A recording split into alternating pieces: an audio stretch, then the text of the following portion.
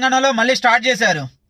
మళ్ళీ అంతకు ముందేమో తెలంగాణ ఉద్యమం టైంలో విద్యార్థులు చనిపోయారు, ఒక్క నాయకుడు కూడా చనిపోలేదు. ఆ కొడుకులందరూ అప్పుడు ఉన్న నాయకులందరూ ఇప్పుడేమో కోట్లకు తీరున్నారు. ఒక్కొక్కడు అసలుకి ఇష్టం వచ్చినట్టు ఫామ్ హౌస్లు, పెద్ద పెద్ద బిల్డింగులు, కార్లు అన్ని సంపాదించుకున్నారు. ఆ తెలంగాణ ఉద్యమం కోసం పోరాడిన వాళ్ళు చనిపోయిన వాళ్ళ కుటుంబాలు ఇప్పుడు ఎలాగున్నాయో కూడా తెలియదు. అటువైపు అసలు ఎవడు కూడా చూడ్డు. ఎలక్షన్ వచ్చిన ప్రతిసారి అక్కడ పేరు శ్రీకాంతాచారి అని ఉంది కదా, అతని గురించి మాత్రమే మాట్లాడతారు. మిగతా దెబ్బలు తిని వాళ్ళ ఆరోగ్యాలు ఖరాబు చేసుకున్న వాళ్ళ గురించి ఎవడు మాట్లాడు.